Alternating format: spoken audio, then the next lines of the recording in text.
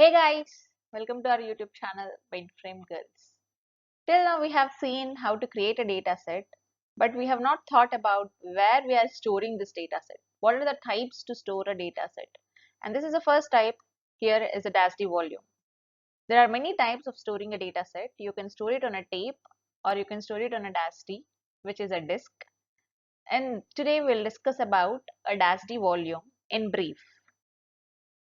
The first device type the where we can store the data is DASD disk, which is directly accessible to you. That's why it's called direct access storage device. Why it called DASD is because you can access all the data. You can access all the data at once, because sometimes if you know an interpreter, you have to access the data one by one. If it's a tape, okay, if it's a tape, you have to access the data one after other. But coming to a DASD, you can access, if you need some information, you can take all the data at once, and this is primarily available to you. And there is many types here. I'll tell you, DASD is bit costly, okay, and tape is bit cheap, tape. So most of the clients take this DASD very less, means very less quantity. They carve some 20 TB, or for whole account, for whole information, account information, they just carve 20 TB. Some accounts even they have 6 TB of DASD.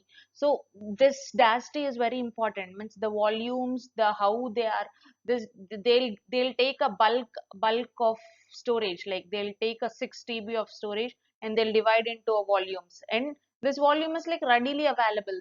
They keep very less data on the DASD and move most of the data to the tape.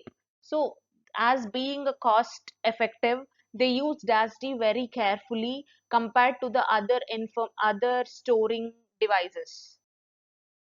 As I've told you while explaining about dataset creation, I told you that there are three space units, that are cylinders, tracks, and records. Okay, so but how it is effective to a DASD? In DASD, it's a magnetic plate, like it's a magnetic cylinder in which we have a cylinder as a basic, the main part as cylinder, and cylinder will be on a count key data device. Like you call that DASD device as a count key data device. Then cylinder will have a fixed number of tracks. Okay, and in cylinder we have tracks. Okay, this tracks, as I told you, cylinder is a circular path. In that circular path we'll be having tracks. Like if I tell you, this is a cylinder, this is one cylinder, this is one cylinder, this is one cylinder. In this you will be having tracks like this in a circular way.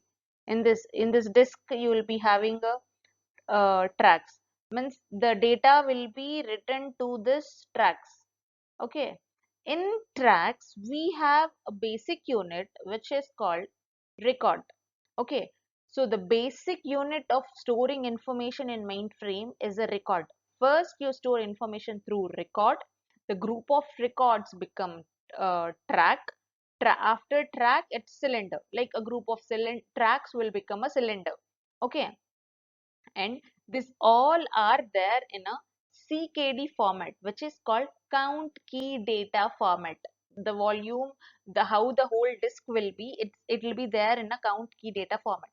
And when a group of records are set, if 3 or 4 records are set in one block, it is called block. Okay, so how if you remember, I have explained you about fixed block, variable block, blocking, unblocking. So when it comes to blocking, like when the data is set, when 3 or 4 records are set, then it is called blocking.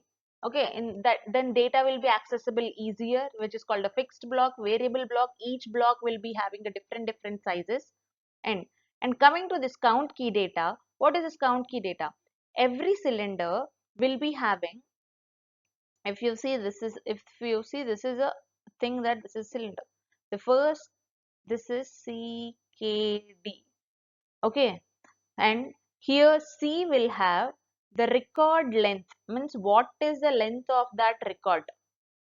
record length information will be there in the C, that is count, the length of the record, and K will have the key information or optional information related to the account. It means that account information, the security information related to anything eh, related to the data, and D will have the user data, means the original data will be stored in the D, and C and K will be storing, this will be storing the record length, this will be storing the optional information related to that particular data. So that's how data will be segregated in a whole volume. Okay, this is a picturization explanation of a cylinder, how a data is read from the cylinder and wrote into the cylinder or volume. Think this is a volume, this is whole volume, and this is one cylinder. Okay, in that cylinder we have tracks. See, we have tracks, and in tracks we have records. And if you see, this is actuator. This with this thing, okay, with this actuator, with this right panel, the data will be read and write from this cylinder.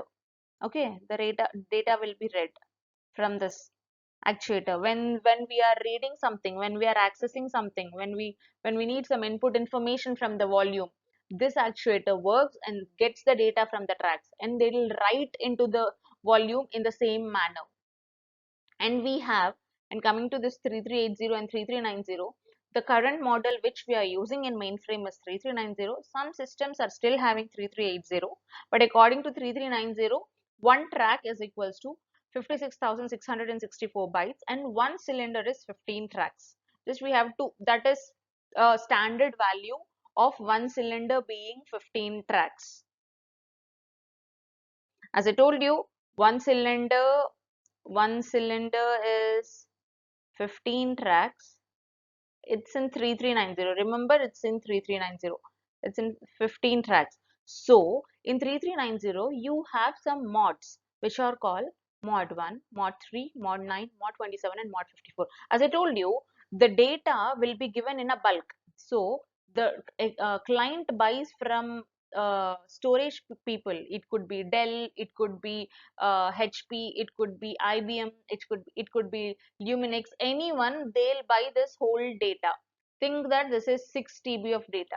Okay, this is 6 TB of data, but the client need, the requirement of client is depends on the type. Like some clients need only 3 GB of volumes.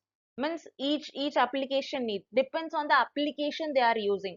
Suppose application A need less volumes with less space, so you will give all 3 GB data, right? Like they need only 3 GB of space, then which volume will select? You will select a mod 3. You will give some set of 10 mod 3s to that application.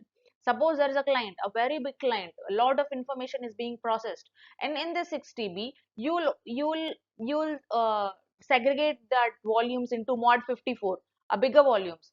Then you will give that particular application B needs a very big volumes, lot of data is being processed, then you give a mod 54. You say that it's a mod 54 with 48 GB of space and with 65,535 cylinders.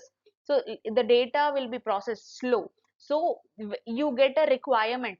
Application owner comes and says that I need this much of space.